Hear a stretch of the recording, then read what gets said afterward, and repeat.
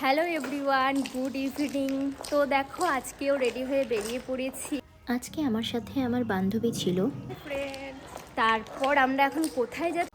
দুই বান্ধবী গল্প করতে করতে চলে গেলাম মিষ্টির দোকানে মিষ্টি নিতে। হ্যাঁ, হোয়াইটটাই দাও না। অনেক ধরনেরই মিষ্টি ছিল, তো আমি রসগোল্লাটাই নিলাম। ফাইনালি নিয়ে নিলাম মিষ্টি। দেখো মিষ্টি নেওয়ার পর দুই বান্ধবী মিলে টোটোতে উঠে পড়লাম। প্রায় চলে এসেছি আর নেমেই দেখছি একটা সুন্দর মায়ের মূর্তি। টোটো থেকে নেমে আমরা এখন যার বাড়িতে যাচ্ছি তার বাড়ির সামনেই আছি। এই দেখো চলে এসেছি। তোমরা দেখতেই পারছো আমার বোন আমাদের জন্য দাঁড়িয়েছিল, তা এক এক করে ঢুকে ওর হাতে ফার্স্টে আমরা মিষ্টির প্যাকেটটা দিয়ে দিলাম। তারপর আমরা একটু বসে পড়লাম, বসে বসে একটু গল্প করছিলাম। ও আজকে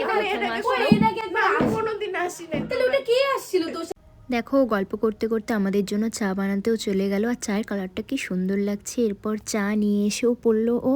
তারপর দেখো আমরা বসে বসে গল্প করছিলাম আর চা খাচ্ছিলাম। মনের মতন চা একদম।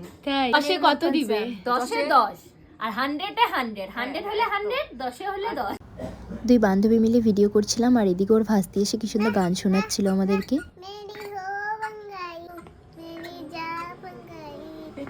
তারপর দেখো ওটা আমিও পরে নিয়েছিলাম। দেখো আমিও বাচ্চাদের মতো নাচানাচি করছিলাম। এরপর আমার বোন নিয়ে চলে এসেছিল মিষ্টি।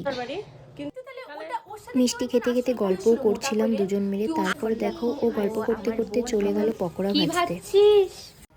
কি সুন্দর করে চিকেন পকোড়াগুলো ভাজছিল, আর কালারটা দেখো জাস্ট ওয়াও হয়েছে। তারপরও এক এক করে তুলে নিয়ে কি সুন্দর করে আমাদের জন্য বাড়ছিল। তার সাথে চাটনিও ও নিজে হাতে বানিয়েছিল। এরপর চিকেন পকোড়াগুলো নিয়ে চলে এসেছে। গরম কিন্তু প্রচন্ড। পূর্ব যাকে বলে। তো দেখো বেরিয়ে পড়েছিলাম বাড়ি যাওয়ার জন্য। কি ব্যাপার, চলে যাচ্ছি। কিনতে দিয়েছে। তো ব্লগটা এতটুকুই থাকলো, দেখা হচ্ছে নেক্সট ব্লগে। চলো টাটা।